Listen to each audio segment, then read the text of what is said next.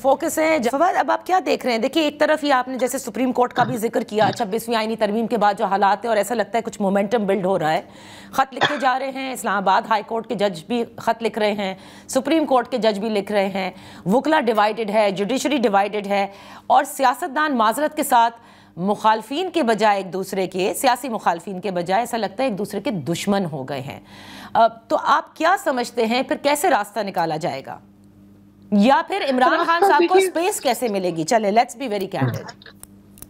देखिए, बात सिंपल है। इस वक्त इमरान खान के साथ पाकिस्तान के अवाम की अक्सरियत खड़ी है।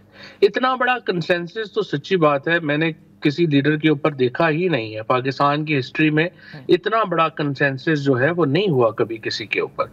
इस चीज को तस्लीम करने की जरूरत है, और पाकिस्तान के एस्टैब्लिशमेंट को और हुकूमत को मानना पड़ेगा कि इमरान खान की इंक्लूजन के बगैर पाकिस्तान की सियासत में इस्तेहकाम नहीं आ सकता। तो पहला तो ये एक मसला है जिसको उन्हें मान के चलना होगा।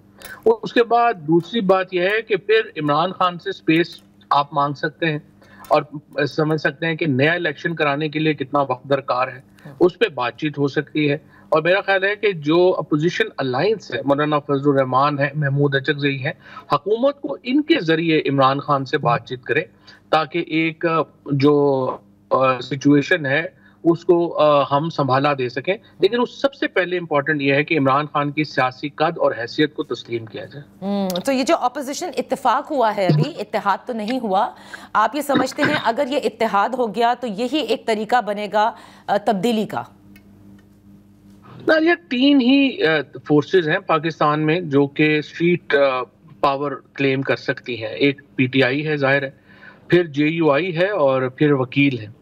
और अगर ये अलायंस बनता है और उसमें ये तीनों कुव्वतें इकट्ठी होती हैं तो ये हुकूमत के लिए फिर एक बड़ा चैलेंज जो है ये बन जाएगा। और चैलेंज इसका पोटेंशियल है कि ये चैलेंज बन जाएगा, क्योंकि हुकूमत ने कसम उठा ली है कि उन्होंने किसी तौर के ऊपर भी प्रेशर के बगैर जो है वो कोई बात नहीं करनी, हकीकतों को नहीं समझना। जाहिर है कि इसका उन्हें नुकसान हो रहा है।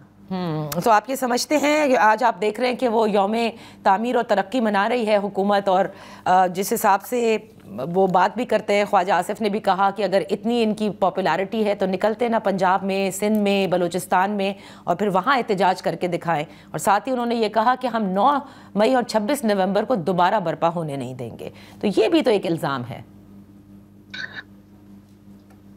नहीं, ये तो दो नंबर ही है ना, कि एक तरफ तो आपने खुद ही जिस तरह से अपने इंट्रो में बताया, इतने जगहों के ऊपर पुलिस एक्शंस हुए, लोगों को गिरफ्तार किया गया। देखिए, दो ही बातें हैं ना, या तो आप कहें कि पॉलिटिकल स्ट्रगल जो है वो नहीं करने दी जा रही, और अब आप अगर ये एडवोकेट करें कि नहीं, रियासत जब गोली इस्तेमाल करती है, बंदूक इस्तेमाल करती है, तो फिर तहरीक इंसाफ के लोगों को भी चाहिए कि वो आगे से बंदूक निकाल लें।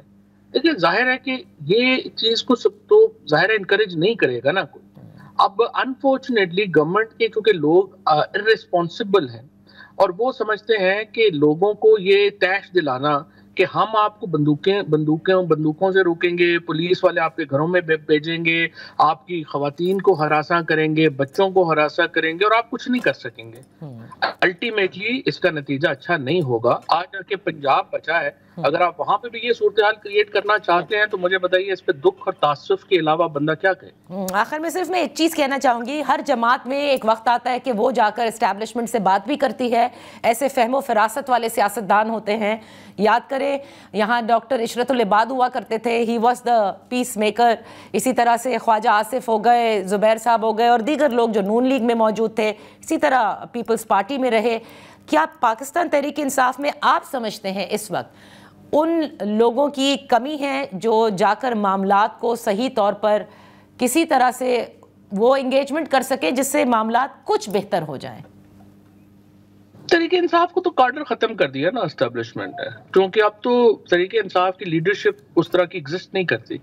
सो अब तो इमरान खान है और लोग हैं। इसीलिए मेरे ख्याल में मुज़ाकरात बेहतर होगा कि अगर मौलाना फजलुर रहमान और महमूद अचकज़ई साहब जैसे लोग जो हैं उनके जरिए किए जाए। मौजूदा पीटीआई की लीडरशिप में लोग जो हैं वो तो सिर्फ फिल इन द ब्लैंक्स है ना, उस तरह से उनकी लीडरशिप तो नहीं है कि जिससे बात की जा सके। बहुत बहुत शुक्रिया फवाद चौधरी साहब for being with us on in focus. यहाँ ब्रेक लेते हैं।